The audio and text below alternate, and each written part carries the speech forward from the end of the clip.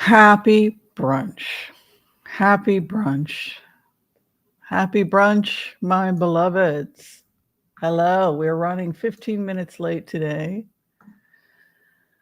I know what you're thinking. You're thinking, my eggs are getting cold. Where is the good doctor? Well, I apologize. I, you know, I apologize because I was sleeping.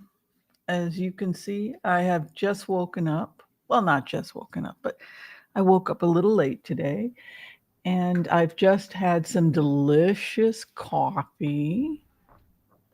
Yes, it was very nice. hmm How is everybody? You had a dream about the assassination of Xi in China, Joel. A lot of people have predicted something like that, his centralization of power. There's a lot going on in China. We can certainly look at that today. Uh, that he has created a world in China that, well, we all know why he did it. He did it. Well, we can talk about that. But, China has extended its borders beyond what it can contain. On the one hand, it looks like things are going great for China because um, they're expanding.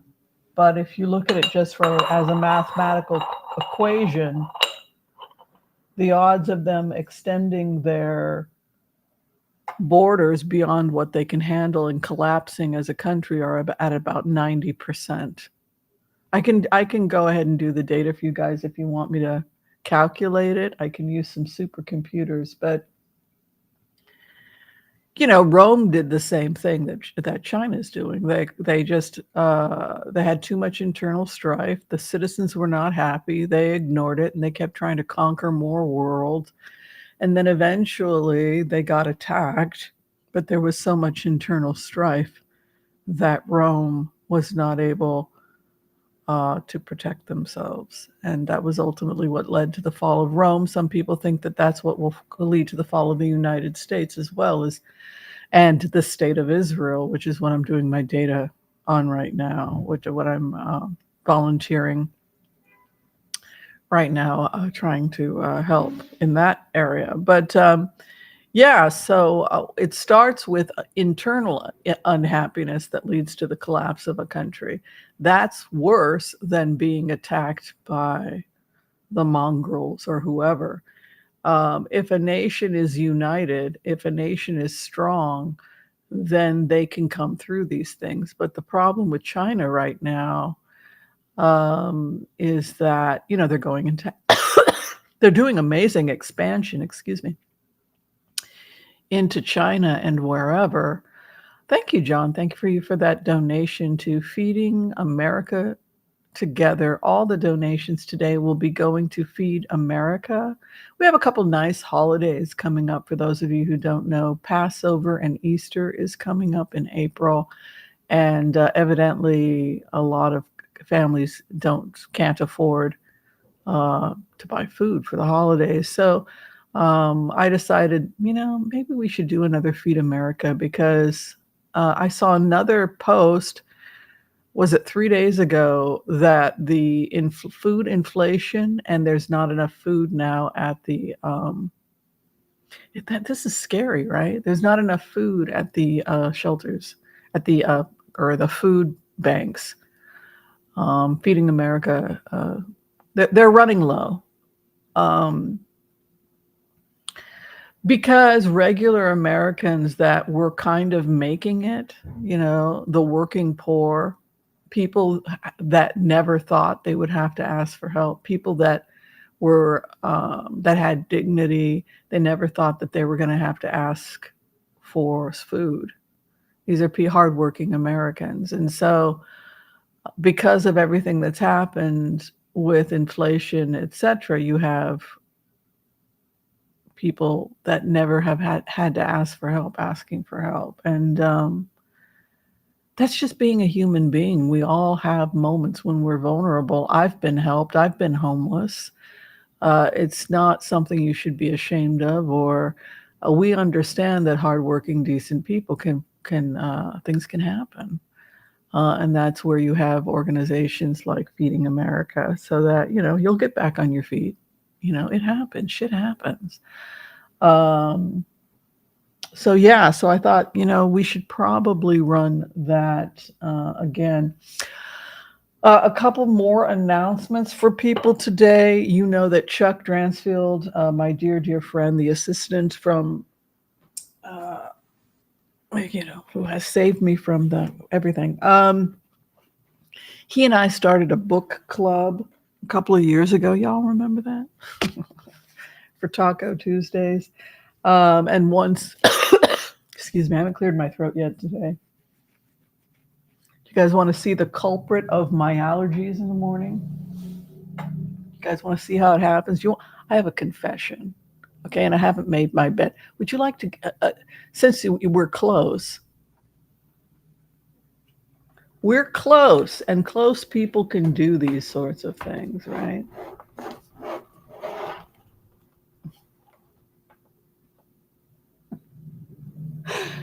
Why is Whimsy sneezing and coughing in the morning?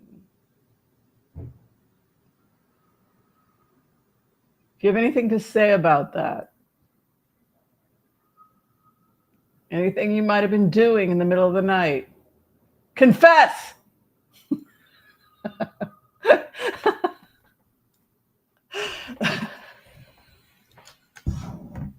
I didn't take any allergy medicine this morning. My house is a mess. I just jumped out of bed and I didn't have a chance to.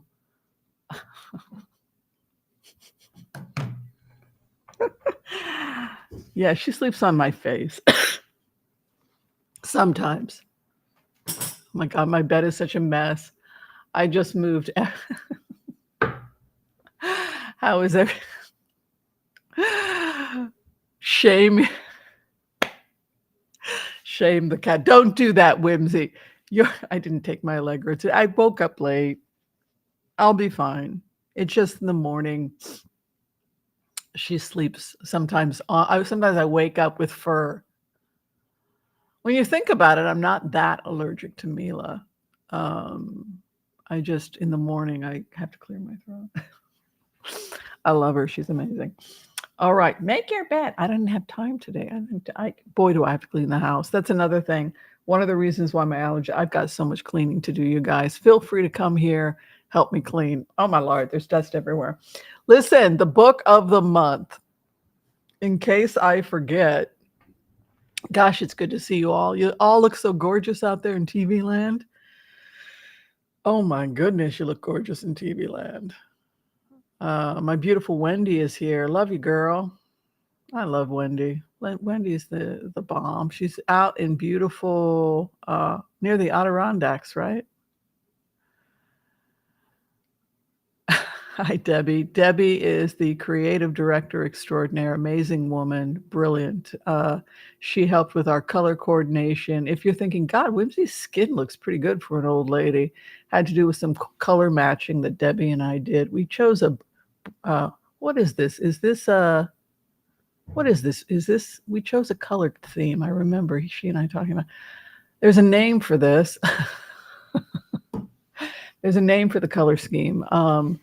Yeah, so the color scheme is to bring out the tone in my face. So thank you, Debbie. Yeah, she's also the one that started the fan pages over at Facebook. So please, please, please check out those amazing fan pages.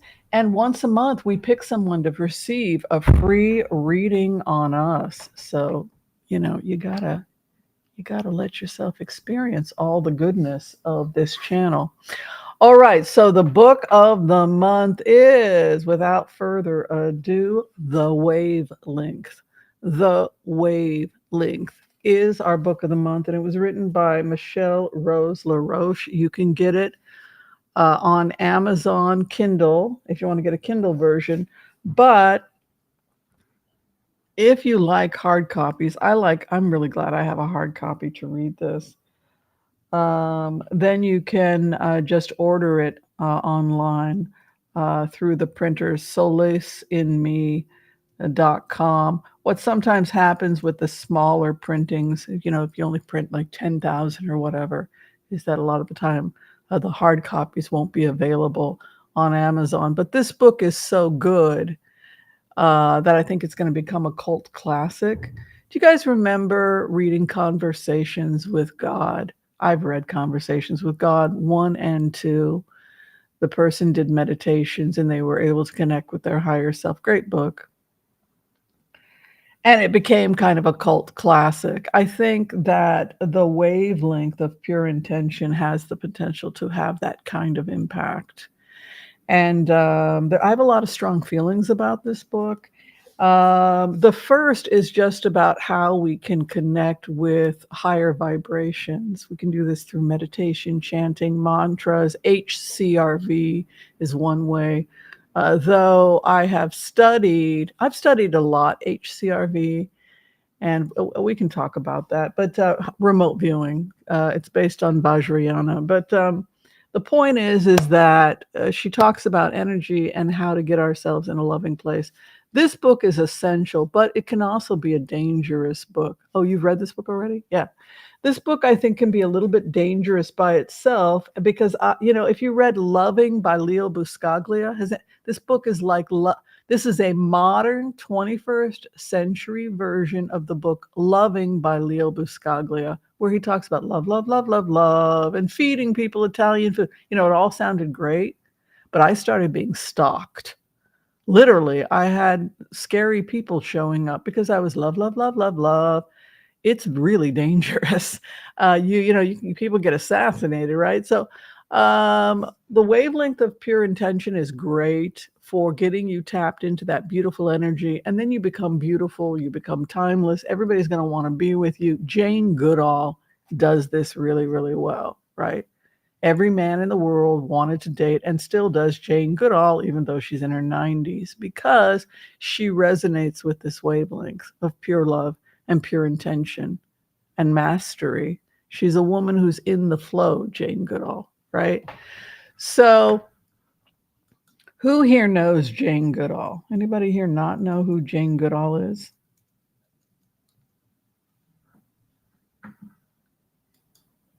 She's one of my first mentors, one of the first people who inspired me. And actually, the reason I became an anthropologist was because I read In the Shadow of Man by Jane Goodall, where it chronicled her work as an anthropologist studying primates, primatology and anthropology, which are overlap because we share a common ancestor. But this is the remarkable Jane Goodall. Some people say she starts to look a little bit like a chimp because she spent 12 years in the forest talking only to the chimps. I love that heart. Look at that. Now, here's a remote viewer. This is a classic heart-centered remote viewer. She's wearing a heart pendant. She's in that beautiful Tibetan red. I mean, this is the Vajrayana queen. And she falls upon it accidentally simply by understanding the nature of her own existence and the purpose of her life, which is to create heaven on earth. And so there you have it, the amazing Jane Goodall. But what we also know from Jane Goodall is that when you get into this vibe, you remain beautiful forever. And in fact, that is what's happened to Jane Goodall because, when she goes, she has, she has made jokes about it. She has made jokes about the fact that when she was younger, there were all these men following her around in the forest while she had these shorts on and she was chasing after chimpanzees.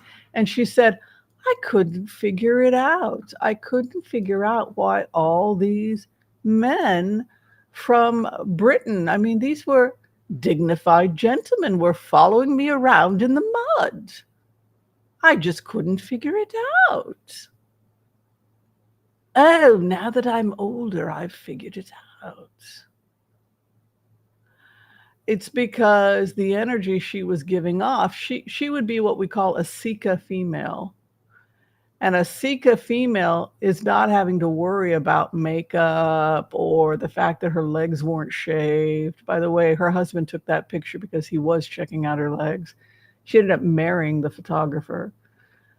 Is that her husband that did that one? The point is that this vibration that the author is talking about is a type of beauty that is irresistible to others. And I would say Jane Goodall would be an example of that.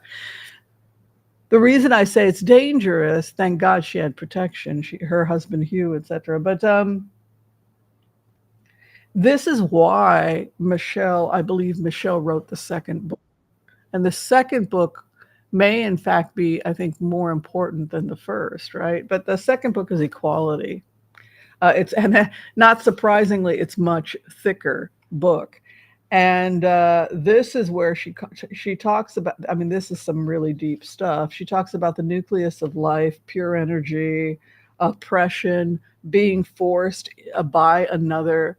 The dance of energy and the angry dance of energy. Now, you may want to start just with the pure wavelength of intention. If you are one of my students or anybody who's a student of meditation, higher octave vibration, you can start with equality. But like conversations with God, you're going to want to have, I think, honestly, I'm not trying to sell a book, I'm just being completely honest. If you're going to do this kind of work, you're going to have to protect yourself. And I think that it's not an accident that this book is more than twice as, it's easy to become loving. The truth is that with mantras and proper training, it's easy to connect with a loving vibration. But to have relationships that are positive based on equality is extremely difficult. And gosh, kudos, Michelle. I'm so excited to meet you. I mean, God, you currently have multiple people in your own field of awareness that represent this energy. In plain words, you're also co-creating it. Man, I can't wait to meet her. You're also co-creating. This is why we started this book club, Chuck and I. Anyway, if you want to join us, she'll be in our studios if you want to ask her questions, March 25th at 6 p.m. Pacific Standard Time. Okay, that is me pumping the book. I have to do it. Let's go ahead. We'll turn the camera around. We'll say hi to people. We're starting late today. We started 15 minutes late. I was late to brunch. I apologize.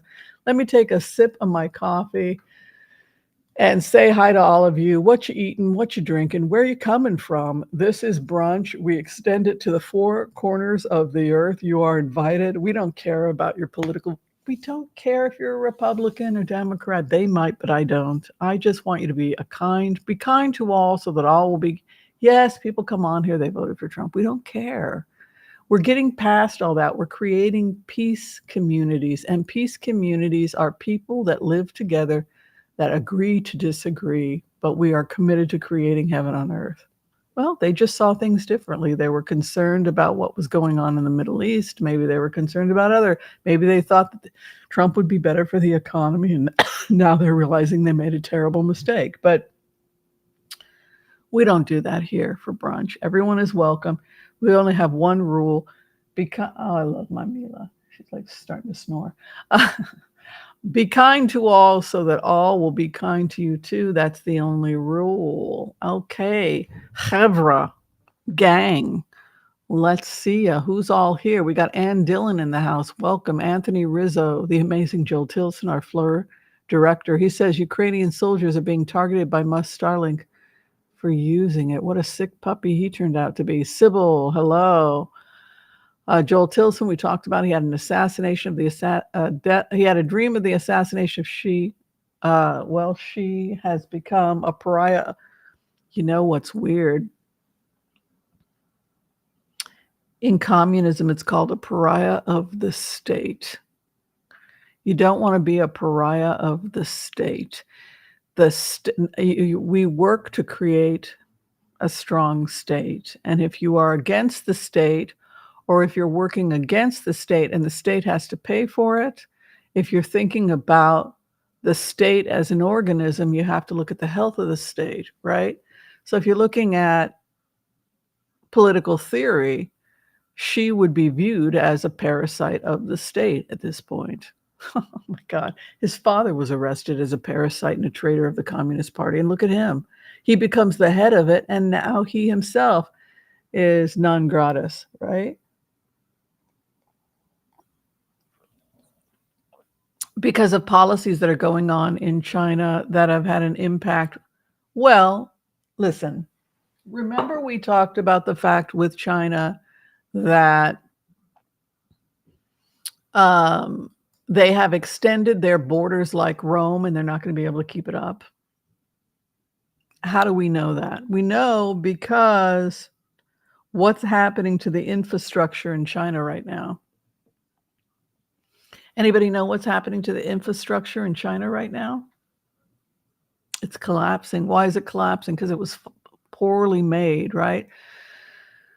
So if you are having contracts and if you're trying to extend and your own infrastructure is collapsing, you could argue, and your own infrastructure might be 10, 20 years, whatever. But if your own infrastructure is collapsing, the odds that you can maintain your infrastructure outside your own bodies is zero.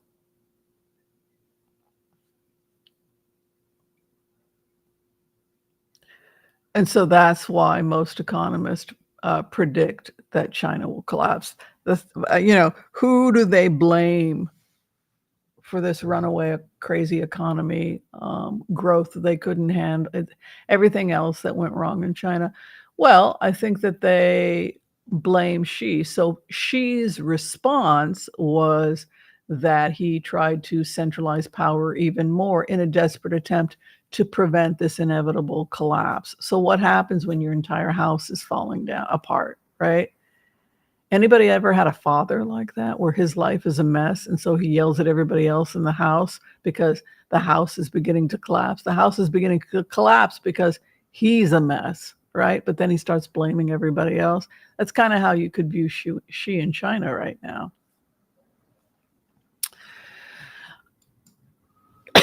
Excuse me. Didn't mean to cough in the microphone. Excuse me. Web Shiva with Tesla over.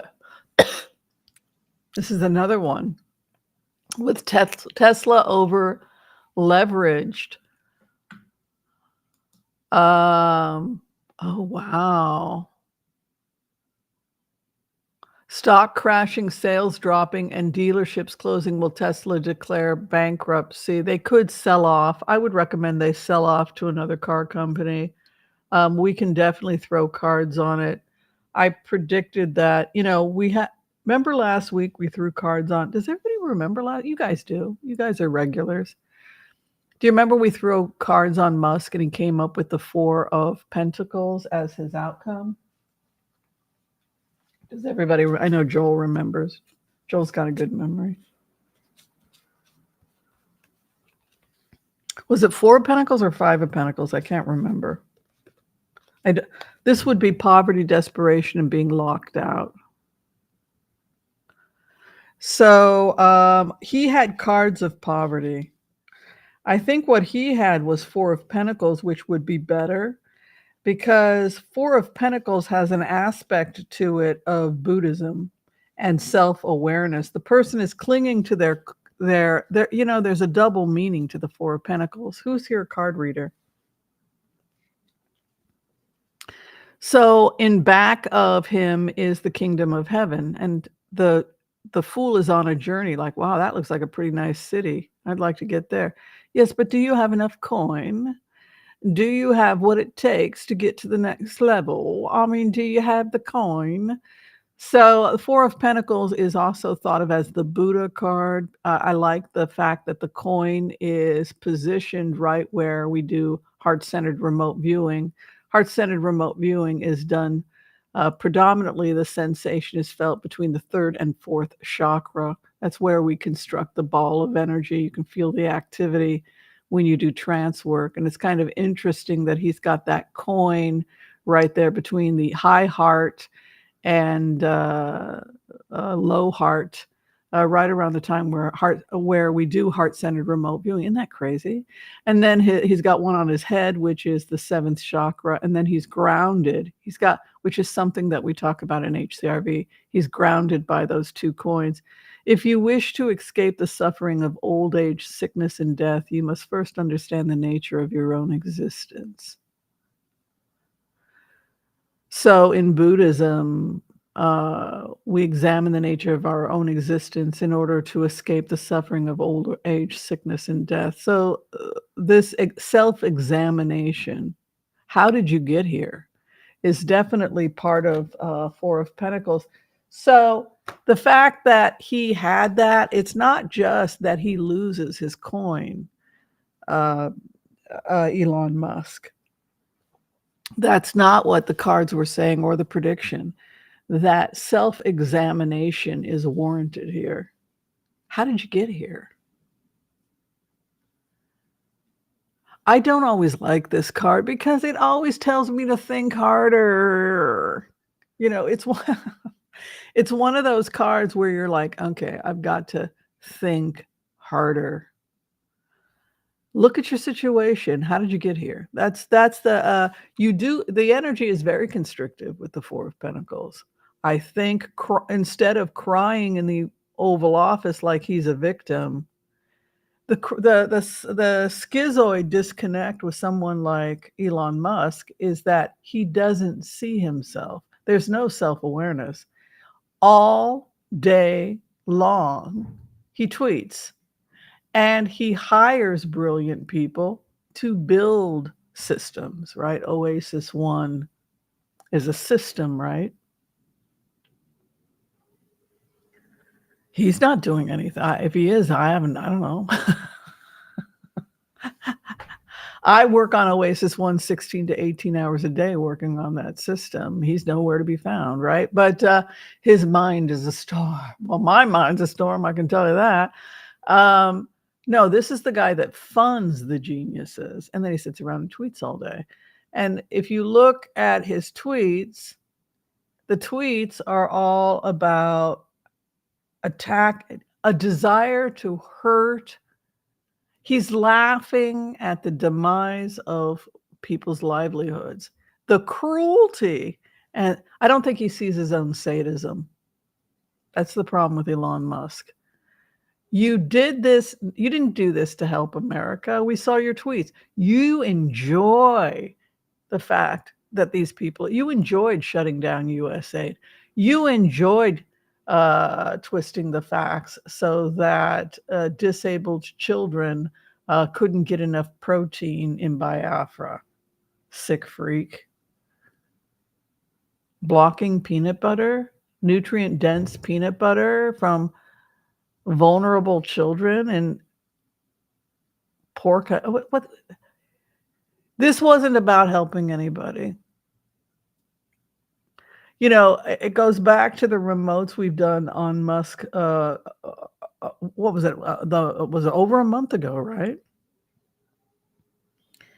And I found myself to be the soul of a pirate. And for me, the fun was finding the treasure. I got off on looking for gold. It was an old memory, like I had done this in many, many lifetimes.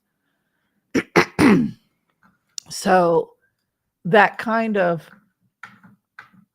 heartless desire to go around and take whatever, it wasn't, to me, it didn't feel like this was somebody who was doing these things because they cared about people. That's not, this was somebody that was doing these things because they wanted to hurt people. And I think it's that cruelty that people were responding to,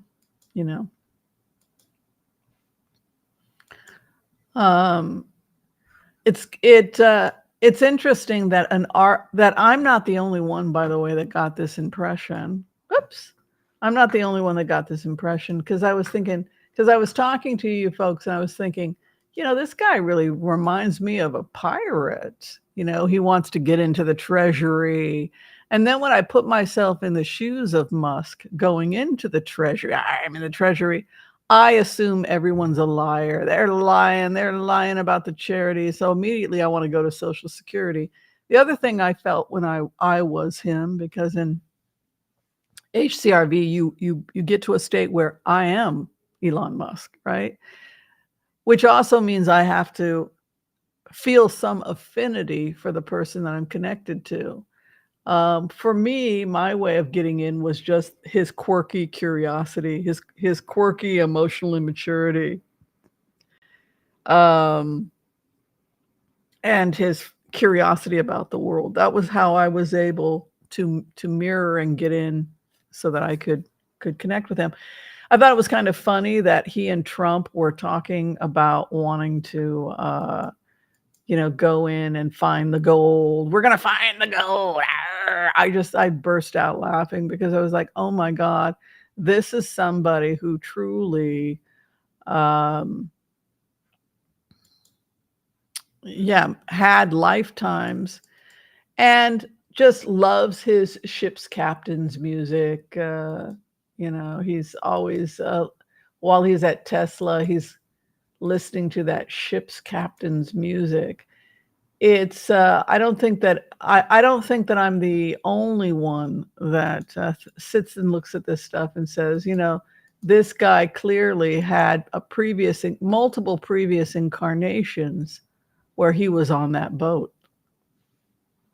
He was on that boat. This man, this soul has been on that boat. And what did he do when he got on that boat? Well, he went off to explore the curiosity. What's behind the bend? What's on that island?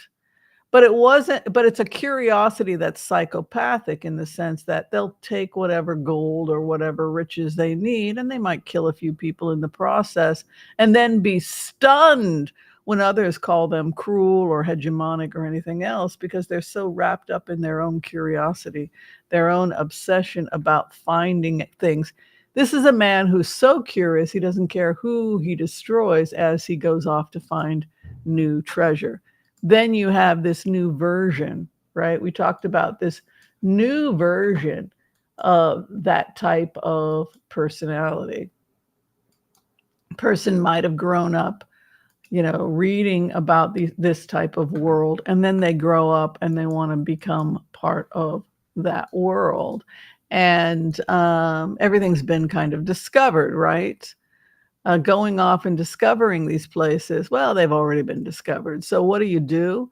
You've got to get a different kind of ship. You've got to get a different kind of ship.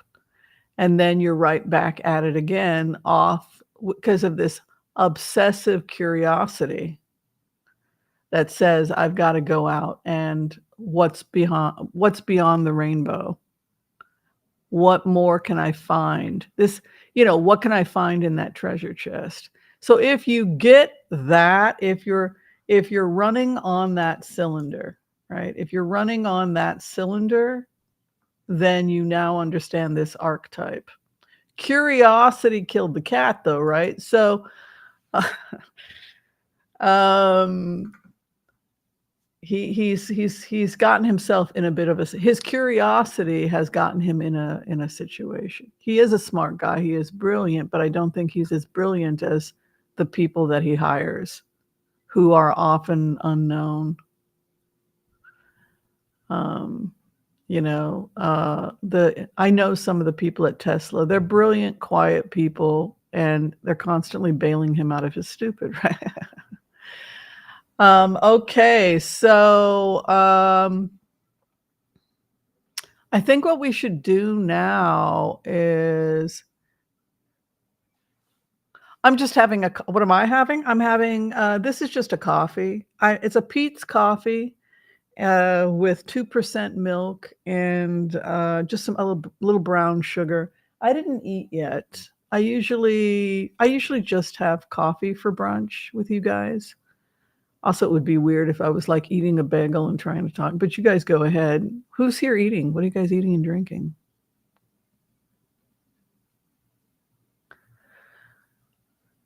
Oh, later today? I think I'll boil some eggs and should probably clean out the refrigerator and see what I have. I bought cottage cheese and I never ate it. But probably some boiled eggs and toast. I'll keep it real simple. What are you guys eating?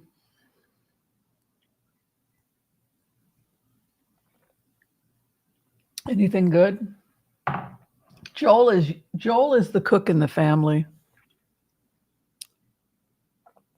Yeah, Linda, slave trading definitely fell into that because what early explorers were doing was they were a Horvat. Oh, I have. Are you Ukrainian Jewish? You might be a family member. We have Horvats in my family on the my mom's side. I love deviled eggs. Yeah, there's all kinds of ways you can make them too. I've seen some really fancy recipes for deviled eggs where you put in just a dash of Worcestershire. Some people put a dash of Tabasco, and some people put a dash of relish in with the mustard and mayo, and then paprika on top. I think that would be really good. I don't know if I would like it with a little bit of the relish, but some people do. They like just a dab of relish. How I do mine is mustard and mayo as the base. You got to be careful, not too much mayo. And yeah, I think you could do a dash of Worcestershire to make it more umami.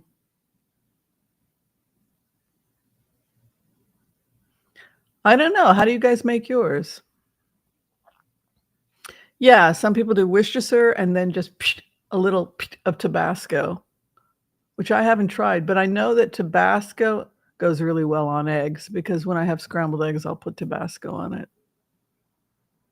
So it probably tastes great. Yeah, just a little bit of a kick.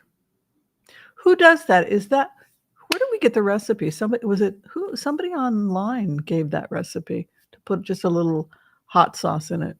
I bet that tastes pretty good. Gives it a little kick. Oh, chopped ham and Dijon.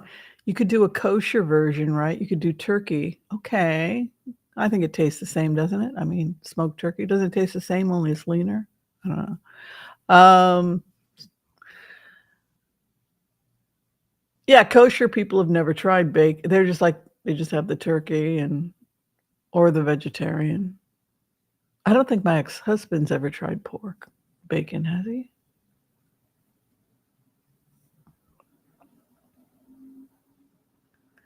It's so psychological too. Like my ex-husband, he would like have to get the bacon, have to get bacon with my breakfast, have to get bacon, and the same urge to have bacon and eggs. And then when you sit down to breakfast with him, it's vegan bacon.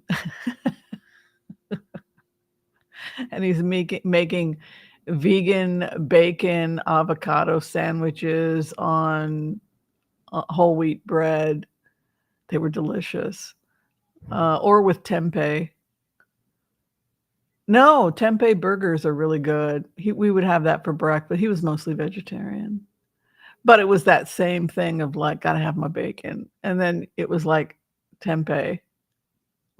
But he didn't know the difference. He didn't know what other bacon tasted like. Right. So we would say, if you've tried pork bacon, say, oh, this is not good bacon. This is vegan bacon is the worst, like Web Shiva. He was like, what are you talking about? It's really good. I love bacon. Because for him growing, that was bacon, right? Dill pickle juice. That's another one. Dill pickle juice. You accidentally ate pork rind in a Jewish house. It was no big deal, but the hostess apologized so much. When I was Orthodox, I used to be Orthodox. My mother was Bal Tshuva. My mother became Orthodox. I accidentally ate some crab Because we have kosher imitation crab and we make kosher California rolls. It tastes like crab. So somebody had said, "Oh, it's imitation." So I thought it was the kosher imitation crab that we have it in Israel. We put it on sushi. So I was like, "Oh, it's imitation. Oh, I love that stuff." And so I started eating the sushi, and she said, "Yeah, it's this imitation stuff. They make it with crab juice and pulque." And I'm like, "Crab juice? Yeah, from the juice of the crab." And then they just pour it on the pulque, right? And then you get imitation crab. It's a cheap way to get the same flavor, right? And so I'm like, I just ate a bunch of crab. Yeah. All right. Would you guys like to have a community reading? There's like 500 of us. I think we should do some readings. What do you think? Yeah, it was an accident. I mean, it was in my mouth when she was talking to me. And I just put it onto the napkin. She was like, "I'm so sorry. I did." It's like, it's no big deal. It's not going to kill me or anything. It's just, I'm not Orthodox anymore. I eat everything, but when I was.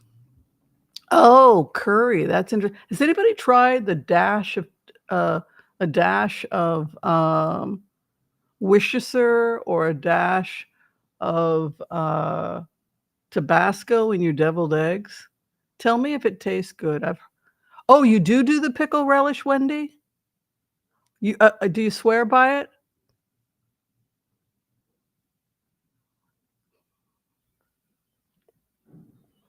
Yeah, let us know what your recipe is. If you have pimentos, I've seen that. If you've had like the most amazing deviled eggs of your life and you say, "I've got the recipe that's the greatest recipe of all," let us know, because I'm always into getting new recipes. All right. So as many of you know, on Sundays, we give a collective reading for you and the world. And so if you would like to receive a healing at this time, and you need us to use the power of the collective intent to pray for you.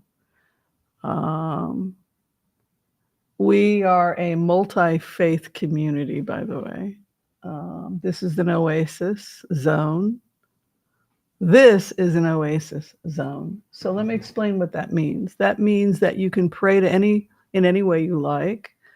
It's a public space of inclusion.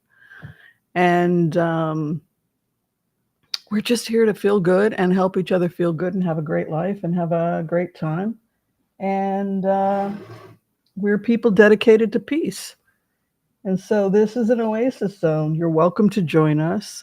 We don't insult each other, and that includes Republicans. If you didn't vote Republican, got to show off my name, that's great. Neither did I. I'm a Democrat. I was wearing a red hat for the show a couple of months ago, and somebody said, "I see that." Actually, it was a pink fuchsia hat. Somebody said, "Well, I see that how you voted," just because I was wearing a pink fuchsia hat. Yeah, we're not gang members either. We're not going to shoot you for tennis shoes if we don't like the color. There's no symbolism going on. Pink is one of my favorite colors. I wear it a lot, light pink. Anyway, so if you need a healing at this time, please give your name or the name of somebody you love, and we will include you in the collective, and we will pray for you. And I believe in the power of prayer and intent, and I believe that we do heal one another.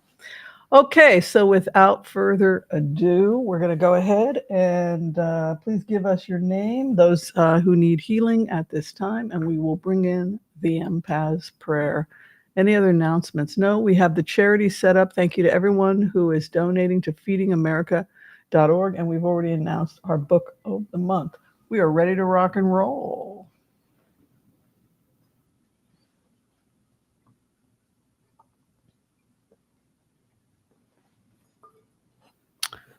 Rainey, are you and I related? I think we are, right? Does your family come from Eastern Europe? Are they? I think I've got Horvats on my mother's maternal on the. Hungarian Jewish side. I think you and I might be distant cousins, Rainey. Didn't we have this conversation already? So sometimes you find a relative. It's like, I think our families might be connected. It's kind of cool. All right.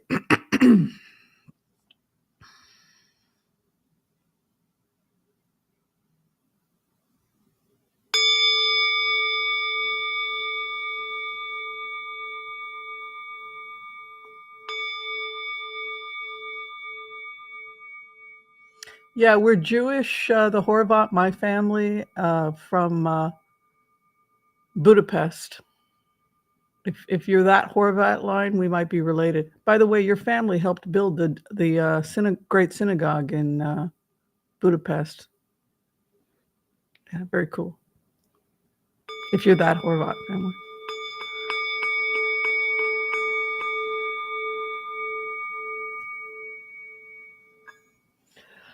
Okay.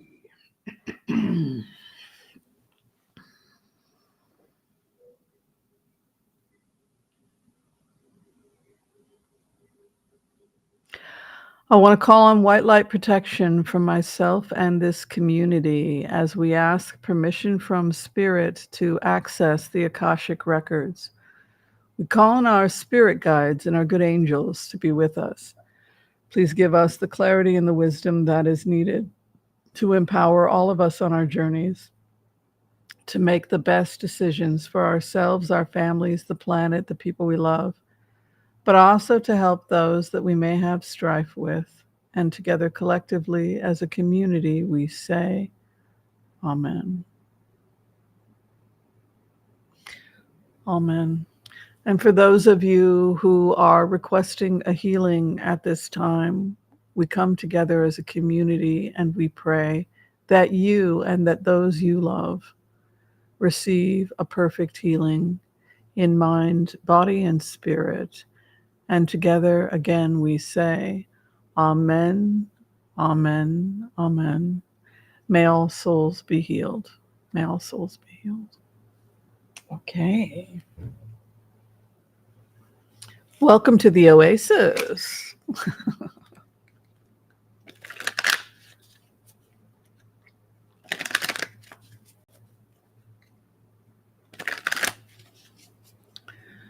All right, this is your you and the collective energy for the week.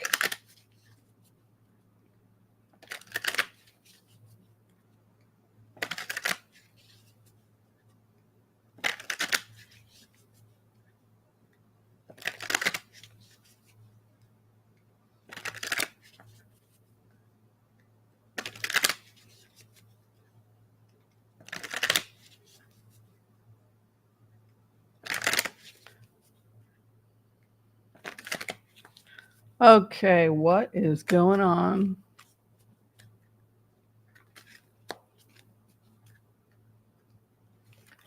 With our week. Okay, so the energy for the coming week for the collective. We are co-creating this matrix, right?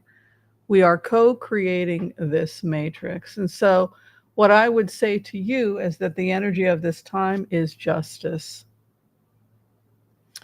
We have talked about the fact that there's civil war beginning to happen in the government. Not everybody likes Elon Musk. He only has a 20% approval rating, right?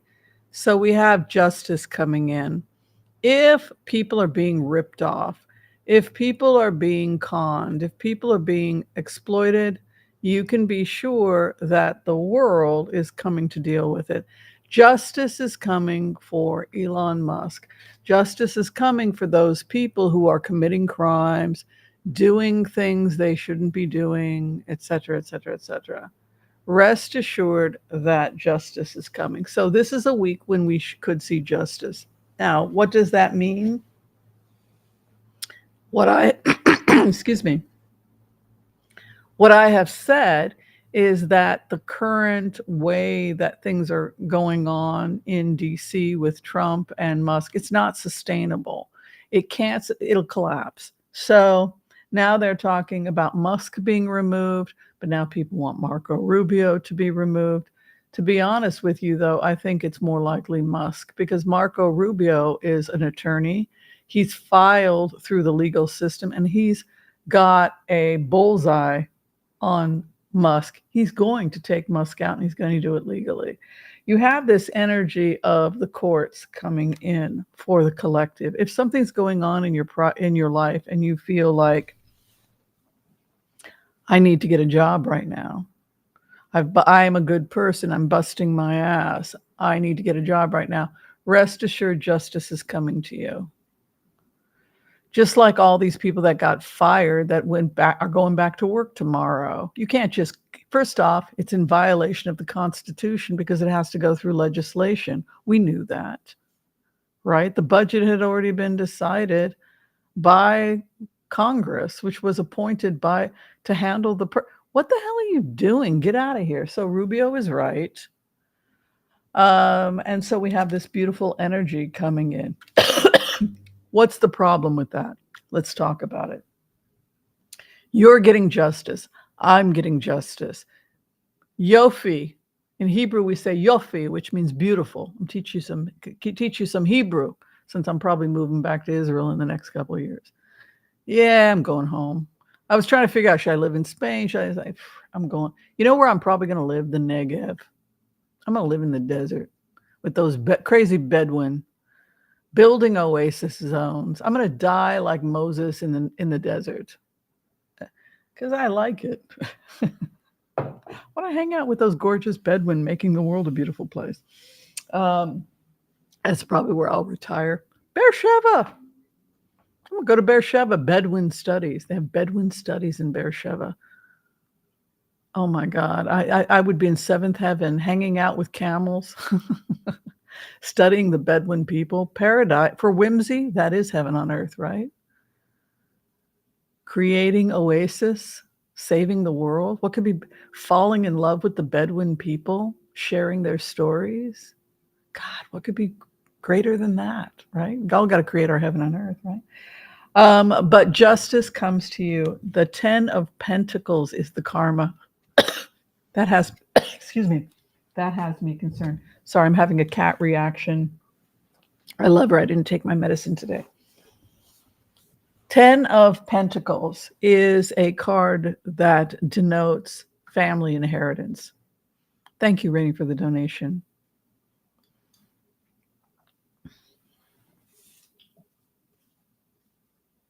You're going to get an inheritance. You're going to get an inheritance, and what justice will come to you, and you will get what is meted out to you, what is just for you. Because your karma card is the 10 of Pentacles, which is your inheritance. Justice is coming to you, and you're going to get your inheritance. That is how I interpret it. The dark aspect, and this is what I wanted to say, is that the 10 of Pentacles has a dark aspect in that it's family secrets. It's that we are spying on each other. I think it's an interesting card to come at this time in American history and world history, because it would indicate that we're entering into a time of justice and that the pendulum is coming back to center, but that trust has been lost. Because every card has a negative and a positive aspect, because that's life. And that when we think about inheritance, think about an inheritance.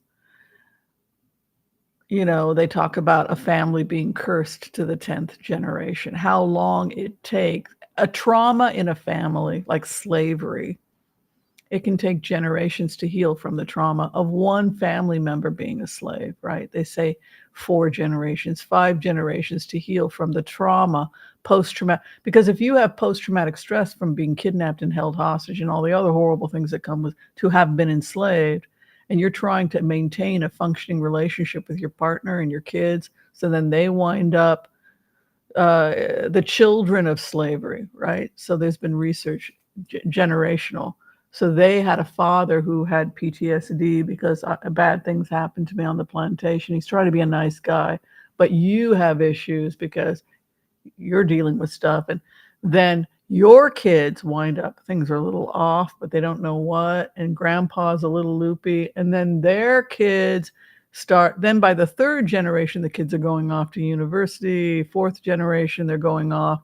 They're still a little quirky, but so if you're just talking about how long one person having PTSD can stay with a family, right?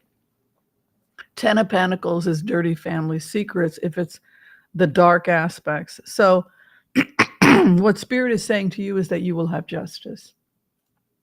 You will inherit something. And the dark aspects are that we may find ourselves as a country, as a nation, as a person where we don't feel we can talk to our family members, or we may feel like we have to keep secrets.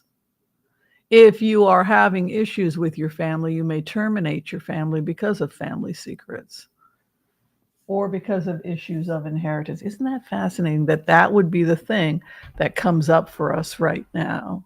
I know a lot of people are fighting with their families because of issues of inheritance. So it doesn't surprise me this is coming up. Where you're at right now is the peacemaker. The King of Cups is the bridge over troubled water. He's sitting on that platform. The waters are rocky. You got a little fish smiling in the background, which is kind of a nod from the artist. He's the fisherman, often a Cancerian or water baby. And 1 foot, he's thinking of tentatively dipping into that rocky waters. He's got one just dangling. Should I do it? So, therapists often will fall into this category of being the guy who, and he's always got that weary look at the camera or at the audience, like, do I really want to take you on as a patient? Should I dip my toe in? Because you look pretty damn crazy right now, right? So the King of Cups is often the therapist who has to be the emotional body absorbing whatever is going on. So it could be that you find yourself in that state of absorbing the emotional issues of the family. You have an Ace of Swords crossing you, so your year looks quite good, whoever you are. I mean, if you're watching this, you're the emotional person, the bridge over troubled water, often within your family, most likely, and you will see justice for what you have gone through in your life. If you're talking about a personal reading, and this is a very auspicious year for you, Ace of Swords is the crossing card. I read swords as a year period. Ace of Swords often will begin in the time of January. It's depicted as ice. It's chiseled ice. It's an ice sculpture of victory after tears, often starting in the time of January. You can see the ice sitting there frozen on the tops of the mountain. So it's a January card. It depicts the time of January, the beginning of the year to the next year, a 1-year period. I think you get a lot. Also the laurel wreath of victory. So it's a card we associate with the winter, January time. It's I've read in some books New Year's resolutions. And I think that I really like that. Ace of Swords as a card that depicts New Year's resolutions in the sense that this is the year that I do great things. So this is a year that you will do great things. You'll get a lot done. What is above you? The sun is coming out. Eureka. If you're an inventor or someone that's trying to come up with a lot of ideas, this is the year you could be inspired with great ideas. You're thinking about traveling, some of you. And I know, for example, I'll be in Israel next month. But I'm seeing some of you are going to be doing a little bit of traveling. You're never going to be happy with your level of education. You're coming out of a high priestess time. So you could be somebody who's just a lifelong learner, somebody who is, if you discover the fun of supercomputers like me, check out Grok. There's a version that's not associated with Elon Musk. It's spelled GROQ.com. And it's 14 times stronger than other supercomputers. And you can just hang out and learn on your own any subject that interests you. High Priestess in the past would say that you're somebody who's probably psychic and highly curious about the world, the mystical world. I would say that this is the year, excuse me, for activism as well. Sorry, I didn't have time to take my Allegra. King of Wands is Mars energy. It's the loyal king who's prepared to fight. The sun is coming up. I would say by this summer, we're seeing a lot of activism. I think it's very likely that the Democrats are going to get their stuff together, and we could be seeing real strong mobilization by the counter movement by this summer. You can see that war king coming in this summer, and it has to do with justice. So for many of us, it's a really good year. I know that don't look at politics to determine how the year is going to be. That's the message from Spirit. Look to your own potential and your own motivation to create heaven on earth as what determines whether this is going to be a good year for you. Look at that sun in the fourth house with that Mars energy coming in. Boom, boom, boom, boom. And Ace of Swords. Oh, this is like, I'm going to win, going to build that mountain. I'm going to, be cautious with certain family members. Because you got that family secrets, family inheritance, justice issues with the family going on. I'm thinking be a little bit careful with who you tell your dreams to. What is above you? It's a time of being logical and rational. This is another reason why I love supercomputers, because I tend to fall into emotionalism, King of Cups, and I like this logic coming in to the seventh house. Being able to look at things objectively. What do I need to do right now to get from point A to point B? That is all you don't need to save the world. You need to, well, we do, but it starts with our world, heaven and earth. What do you want? And how are you going to get there is the only thing that you need to worry about right now. How do you get from point A to point B? So they're asking you to just be logical and reasonable. Do you know what you want? And do you know how to get there? Because if you can solve that, you're going to have a very successful year. Did I get bitten by something? I just noticed I had a bite. Falling apart. All right. The opposition is grief. Your biggest opposition right now is depression. Sometimes when we don't get our work done, it's because we're depressed. And it could be that you're suffering from some low-grade depression that's causing you to not, you have all this potential, but if you're depressed, also others around you could be depressed. I'm feeling this grief in the people you love. It's having an impact whether you're consciously aware of it or not. If you have a sibling who's unhappy, if you have people who are sick and depressed and my life, I wasted my life. If you're around that vibe, it's being soaked up. Whether you're consciously aware of it, the people around you are grieving what they've lost. And it could be that they're grieving the loss of you. The hope and fears, there it is again, this strong academic desire for knowledge coming out of High Priestess, which is to look to the deeper meanings of things, the mystical, and then the hope and the fear, knowledge, the Hermit. This is a February card. You can see the snow again. He's walking in the snow with those cloth feet. And that traditionally was because in the wintertime, that was the time when people would learn because the crops would go fallow in the winter. And so school happened in the wintertime. Yeah. She's a brilliant artist. Brilliant. And then the final outcome for you for the week is Two of Swords. You are being bombarded by too much outside. The outside world is making you sick. You have to be really careful about how much of the outside world you're taking in right now. You're probably overdoing it with the media. Your world, your water supply, how's your oasis doing?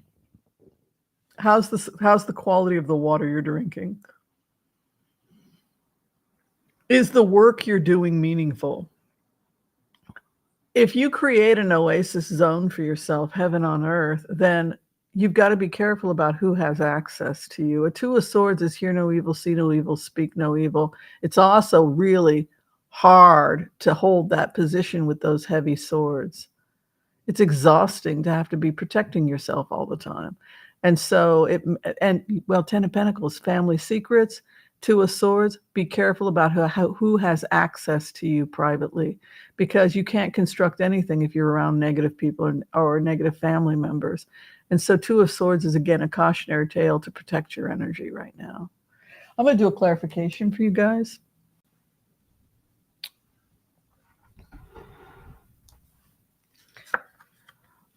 Business. You're in business mode this year, so it's all about how much can I achieve this year.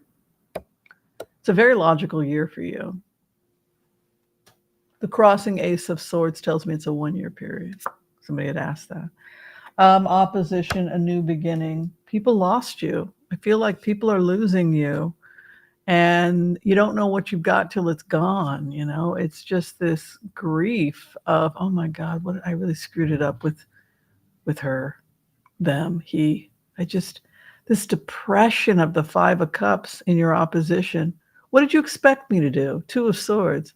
I can't have your negativity around me. Like, we can sometimes be pushed out of people's lives because of our negativity, but the same can happen to others. They can be pushed out, and that's what's happening here. And then the final outcome for you is rest and meditation and retreat. Take care of yourself, build your own world, and be very careful about Two of Swords. You're being really warned. Are you guys watching too much news? Don't let yourself be motivated. Don't let yourself be manipulated into having meltdowns because you're watching MSNBC. Be about your business, creating heaven on earth. If you want to be an activist, I think that's a great idea. But too much consuming too much media and being around too many negative people can really have a negative influence on you if you're not careful. All right, that is your reading for the week, in some cases year, because we had that crossing Ace of Swords. Great vibe, folks, but protect your energy. Justice is coming, but we have to protect our energy. Okay, that is what I see. Are we ready to blitz? We started late today, so we're going late. Anybody want to blitz away while I drink my coffee? Oh, I'm washing my sheets. You folks are doing, you folks are saving the world, right? I'm washing the sheets. She doesn't want to sleep in her bed. She wants to sleep in my bed and leave her beautiful, wonderful allergies all over the bed. So I'm going to wash everything today. What am I going to do? Kick her out of my bed? No. But yeah, I haven't cleaned for a week, and it's, yeah, it happens. All right, are we ready? I love her. What can I do? It's where she sits. She sits all day there, and then at night I crawl in. The doctors, they told me to change the sheets. These sheets haven't been changed for a week. It's exhausting. It's just constant. It's exhausting, you guys. It's just so exhausting. I'm just so tired of it. Oh. They started offering injections. I'm not going to freaking go once a week to take allergy shots. I don't want to do that. It's too much work. I don't think I'm going to get a cat again after this experience, because it just was too hard on me. I didn't even know I was allergic to her till the longest time. But to be honest with you, I've got worse allergies than her. I've got allergies to my worst allergies come in the fall when the cotton trees start to shed. That is, I can barely breathe. I can barely breathe. I can't even walk in some areas. So I have worse allergies than her, actually, to be honest with you. The fall is when it's the worst. September. That's when I'm like, oh, I can't breathe. Like I literally had to go to the doctor last September. What are those cotton trees? What are those cotton trees called? The ones that shed that stuff? They have them all around the Willamette. And I literally went into like an asthma attack last year. I went out with my sister and we walked, and it's, I would say 10 times worse than my allergy to Mila is my allergy to those cotton trees. Do you guys know what those are called? What are they? They're called cotton something trees. I can't remember the name of them. I've had my cat 14 years. It's an allergy, but it's considered minor to moderate. Cotton trees, cottonwoods. My biggest allergy is to cottonwood. I can't even breathe. And some seniors have gotten sick from the cottonwood shedding in certain areas. I do feel better in Israel. You guys noticed when I was shooting there that I didn't have a cough. I don't think that cottonwood grows there. It grows all over Portland. I literally cannot breathe in Portland in September and October. It's just, you can see it floating in the air, and it hits your lungs, and it's like it feels like little needles hitting your tonsils. You literally feel needles, and then your throat closes and you're like, ah! It's really bad. Cottonwood. Anybody else have that? Ragweed. Also ragweed. But isn't it like August, September when we get those reactions? Because last year it was ragweed and cottonweed. Remember when it was really, really bad and I had to go to the doctor, and then I was having real trouble breathing, and then I had that huge test done. It was interesting also. I was taking the Max train here. No, it wasn't the Max. It was the light. It was the north-south train. And we were, it goes down 10th, past past Powell's Books. And a wind came up off the water and blew all the cottonwoods. And I was on my way to a violin class, and it was late August, September. And I was sitting talking to a guy, and the Max stopped. It opened on 10th and Lovejoy, and all these people got in, and the wind whipped up, and all the cottonwood blew into the light rail. And I was just talking to a bunch of seniors, and then all of a sudden we took a breath, and literally we couldn't breathe. And I was talking to this one senior, and he was, and his eyes started, and he literally couldn't breathe, and I couldn't breathe. It was really, we were freaking out. And then when it turned, we finally got our air. When we got to like 14th, when it turned, we were finally able to start breathing. And we were like, what the hell was that? Like, we couldn't breathe. And then one of the seniors behind us said, cottonwood. And that's when I was able to figure out, okay, this is an allergy to cottonwood. Yeah. All right, let's blitz while we trade complaints about our allergies. All right, first question coming in from the amazing Joel Tilson. Trump's plan to privatize the VA and post office. How will it work out?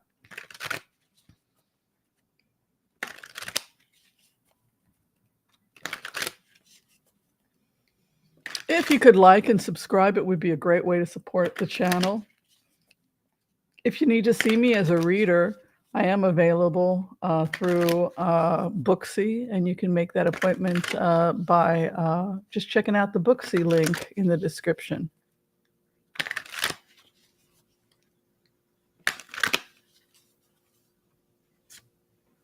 Mastery.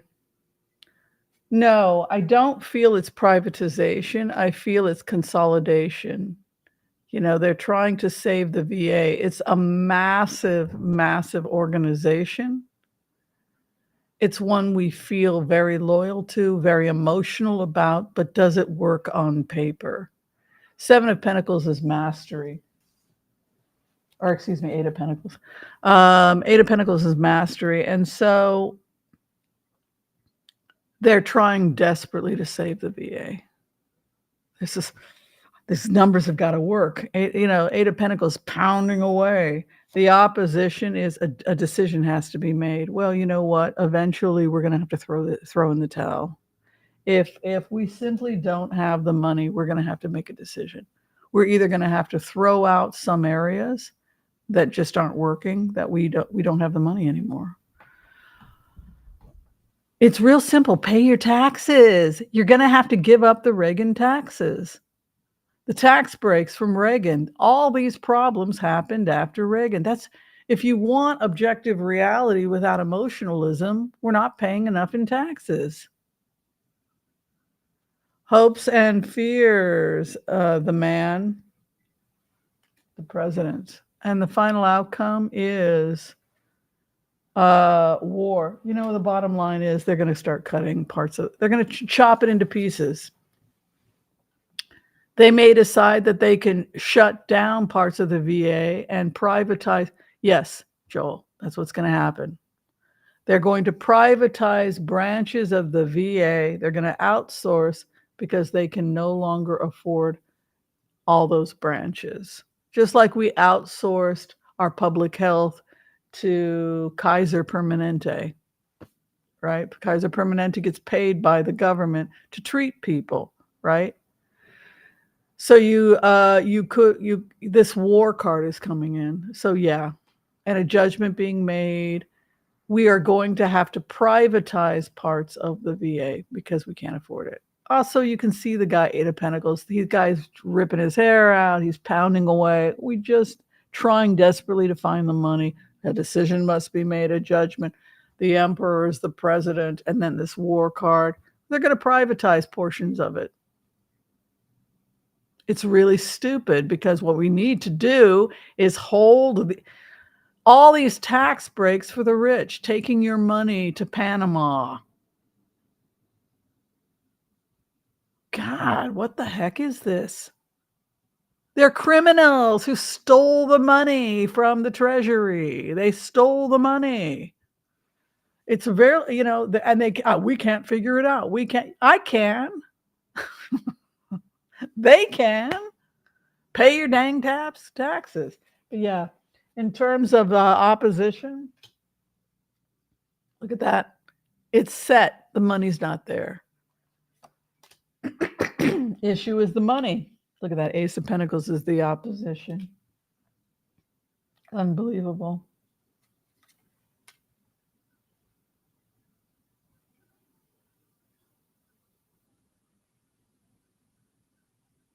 We don't have enough money. We don't have enough money for the VA, and it's getting worse every year. It's the opposition. We don't have it.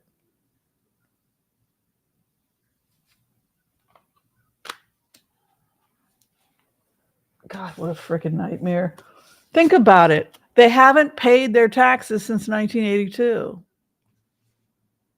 you know what kind of deficit that is?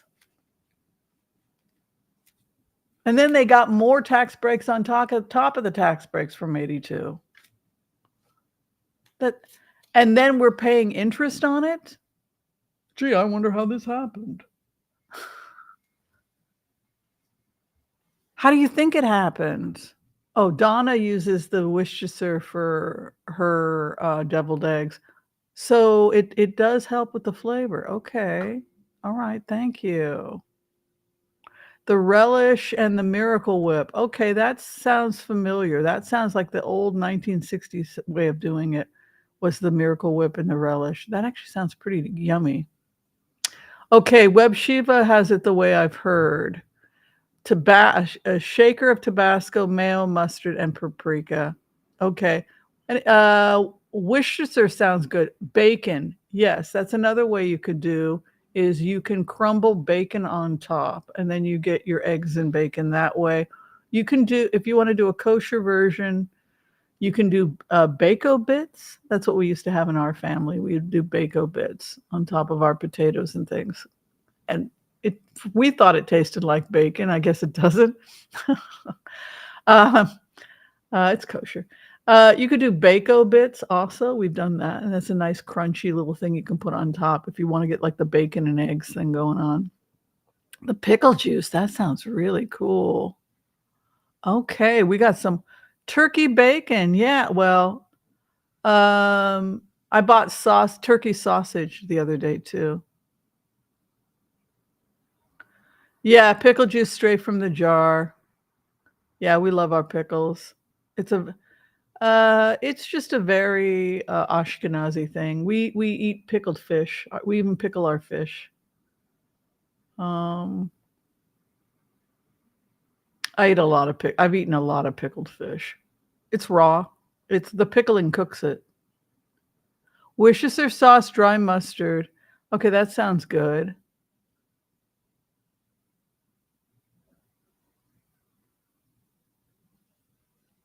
It's not going to kill you. It's going to put you on an express train to hell. Um, what was that a joke about? That sounded funny. Really and truly, the best thing to put on deviled eggs or truffle. Oh, black truffles. You know, they've also got truffle oil. Oh, Bend, Oregon, beautiful. I spit out pork too. Yeah, it happens. Or friends of mine accidentally ate some non-kosher soup. It had some ham in it.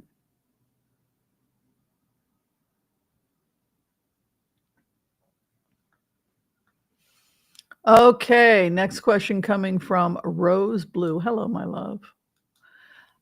Will banks demand cash payment of the loans because when Tesla drops to a certain point, they can call Elon's loans? Let's look at the future of Tesla. I don't think it's good. It's a shame because, you know, there's a lot of good stuff coming out of Tesla. It's not their fault he's insane.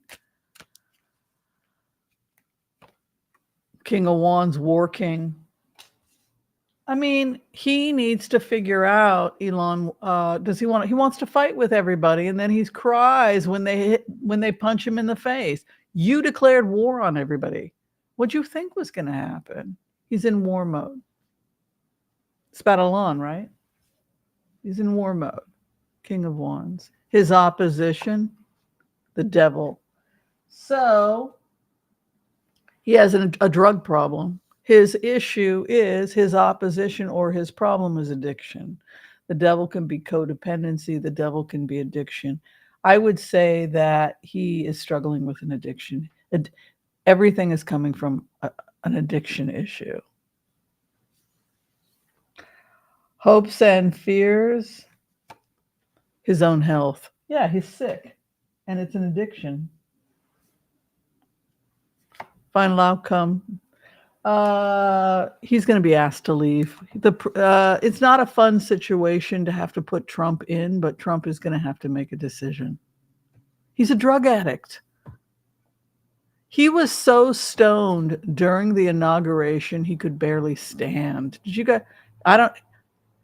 It looked to me like somebody had shot him up. I don't know. Maybe he had gone into the bathroom and shot himself up. I mean, he was so stoned. He was out of it.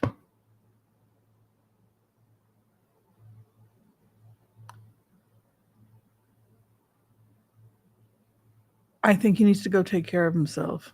I think he has a problem. His issue is the devil. His issue is addiction. His concern is Archangel Raphael, his own health. He has to go before the emperor, the president. The elephant in the room that everybody has to talk. This guy is unstable and he has a drug problem. Yeah. So if he's not, so in plainer words, if he isn't in control, somebody else has to come in and be in control of him because he's not in control of himself. Well, you can see the cards. I mean, he's starting to keep secrets from people, little family secret. What do you think his secret is? His secret is he's a drug addict. Regarding his problem, his addiction, death. If he isn't watching himself, he could get himself in serious trouble with his addiction, hopes and fears. The man with the brilliant mind. So people who know him feel it's a shame because he used to be brilliant. Now they're talking about him having. Now we lose fluidity as we age. There are things we can do with brain fluidity. You know, you can take fish oil. But this is somebody who may have lost some of his marbles here. Final outcome, foolish.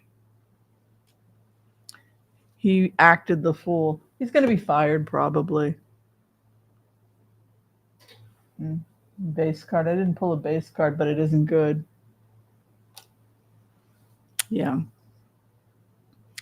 So yeah, I would say his world is crashing down, and the number one cause isn't political. The number one cause, everything in these cards. If you're asking me to just read his cards, you can look at yourself. It's he's an addict. He has a drug problem. Yeah, brilliant guy. His kid died. His child died, and then he had a nervous breakdown, and then he became a workaholic and got involved in performance drugs. His marriage fell apart, and it was downhill from there. The problem with some people is that they think that they can throw themselves into their work when something tragic happens, like a child dying. I can't even begin to comprehend what that was like for him and his wife. I can't even fathom. What a nightmare. You know, you and your wife are having fertility problems, and in your 40s, you finally have this perfect baby boy. And then, you know, you're bonding for weeks and weeks and weeks with this magical child. You finally had this miracle baby, and then you come in to the room and your baby's dead. So this is the greatest trauma for Musk. That's the point in which he cracks and he doesn't come back. Yeah. And if it were me, if I were his physician, I'd get him into rehab and I would get him into grief counseling. You know, it's interesting that his base cards were grief and coming to the truth. That's so sad. God, I'm an empath. The pain that this person could not process. And now we're all having to process the consequences, right? And this is the great lesson that we can all learn about pain if we delay processing our pain, or if it's more than we can bear, how it can snowball into something so destructive, right? It's just such a tragedy.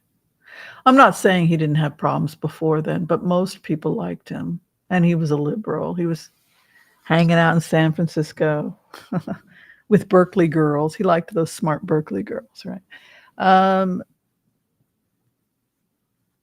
Yeah, I think the spiritual lesson for us, teach it, Whimsy, what's the lesson? Is we think that we're a vacuum. We go through these traumas. We go through these difficult experiences, like him with the death of his child. And you think you're coping. Well, I'm just going to throw myself into my work. And this inability to look back and see how many people are intricately woven into our lives that are being affected when a tragedy like that happens. And I think that that's the spiritual lesson for all of us with this story, which is why we have a moral responsibility, which is what the Torah talks about, the Talmud, and also in Buddhism, to care for yourself, to care well for yourself. Because if you don't, this is the cautionary tale of what can happen, of how it snowballs and everyone begins to collapse because the initial pain wasn't dealt with. All right. Well, I had a lot of fun. I don't know if you guys did. If you need to see me for a reading, you can book me through Booksy. Also, please check out all of the cool merch that was designed by the amazing Debbie Brady. We don't sell much merch here. It would be cool if we did, because it's great merch and it goes to support the channel. We make a couple bucks a year. The fans pages, please, please, please check those out. Debbie puts a lot of love, tender love and care into the pages over at Facebook. I'm so grateful, Debbie.